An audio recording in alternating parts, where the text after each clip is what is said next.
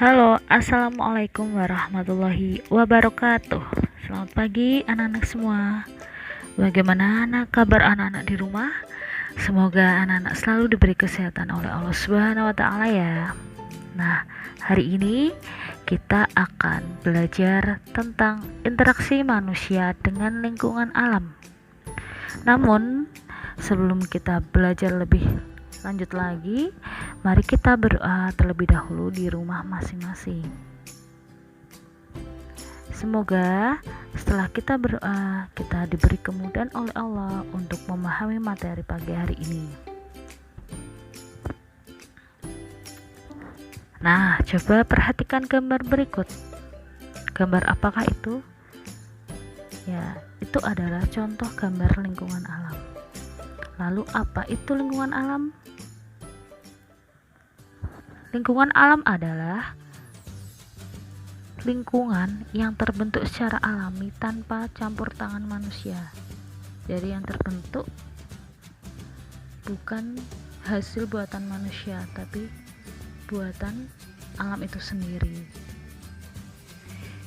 Nah, apa saja yang ada di lingkungan alam?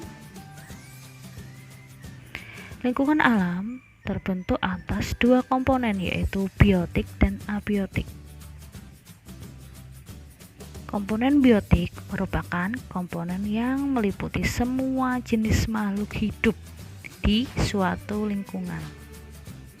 Sedangkan komponen abiotik adalah komponen yang terdiri dari benda yang tak hidup yang ada di lingkungan tersebut. Contoh dari lingkungan alam biotik apa saja? Contohnya ada pohon, bunga, dan semua jenis hewan, termasuk hewan di darat, hewan di air, maupun hewan yang berbulu atau bisa terbang. Nah, lalu apa contoh lingkungan alam abiotik? Contohnya ada air, batu, udara, semua yang termasuk benda tak hidup yang ada di lingkungan kita. Lalu, bagaimana interaksi antara manusia dengan lingkungan alam? Pada dasarnya, bentuk interaksi manusia dengan lingkungan alam terbentuk karena dua hal, yaitu yang pertama penyesuaian diri, dan yang kedua adalah pemanfaatan alam sekitar. Pada zaman dulu, manusia hanya menyesuaikan diri dengan lingkungannya karena belum adanya teknologi yang canggih seperti saat ini. Nah, bentuk penyesuaian diri manusia terhadap lingkungan, contohnya yang pertama adalah nelayan. Pada zaman dahulu, nelayan memanfaatkan energi angin untuk berlayar, yaitu berangkat pada malam hari, karena pada malam hari terjadi angin darat, angin yang bertiup dari darat ke laut, sehingga mempermudah nelayan dalam berlayar sampai ke tengah laut. Bentuk yang lain adalah penyesuaian musim dengan apa yang ditanam, atau istilahnya itu musim tanam, supaya hasil panennya baik sesuai dengan kondisi alamnya. Selanjutnya, pemanfaatan alam sekitar. Apa contohnya? Misalnya ada ayam. Ayam itu yang dimanfaatkan apa saja? Bisa telurnya, bisa bulunya, dan tentunya bisa dagingnya. Bentuk dan hasil interaksi manusia dengan lingkungan alam ada beberapa. Yang pertama adalah lingkungan pantai. Di lingkungan pantai tentunya masyarakat bekerja sebagai nelayan, bisa juga sebagai petani garam, serta memanfaatkan sektor pariwisata. Di dataran tinggi, apa yang dilakukan oleh masyarakat sekitar? Bisa menanam sayur, perkebunan kopi atau teh, bahkan juga bisa pariwisata. Begitu banyak potensi alam yang bisa kita manfaatkan, tetapi ada beberapa orang yang menyalahgunakannya, sehingga muncullah bentuk interaksi negatif manusia dengan lingkungan alam.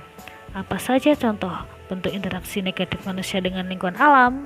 Yang pertama tentu penebangan hutan secara ilegal atau secara besar-besaran. Tidak memperhatikan lingkungan. Mereka hanya membutuhkan kayu, maka diambillah semua. Hal itu kurang baik. Lalu ada apa lagi? Membuang sampah di sungai. Hal ini sangat merugikan lingkungan ya. Selanjutnya ada membuang limbah langsung ke sungai tanpa melalui penyaringan. Hal ini juga merugikan lingkungan sekitar. Selain itu ada penggunaan pukat harimau. Kenapa penggunaan pukat harimau dilarang? Karena semua ikan, baik ikan besar, ikan kecil, diambil semua. Hal itu akan merusak ekosistem laut, sehingga penggunaan pukat harimau dilarang.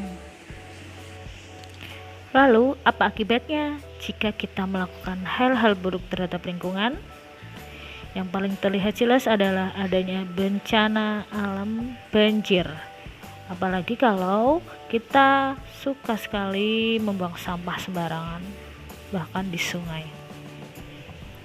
Lalu, apa yang bisa kita lakukan untuk menjaga kelestarian lingkungan? Yang paling pertama dan utama adalah membuang sampah di tempatnya. Hal sederhana yang kita lakukan berulang-ulang ini akan membantu lingkungan sekitar. Selain itu, sampah yang masih bisa didaur ulang bisa kita ubah menjadi kerajinan. Dan yang terakhir adalah melakukan reboisasi atau penanaman kembali, baik di hutan maupun di pesisir pantai. Banyak hal yang bisa kita lakukan untuk menjaga lingkungan alam sekitar sebagai wujud rasa syukur kita terhadap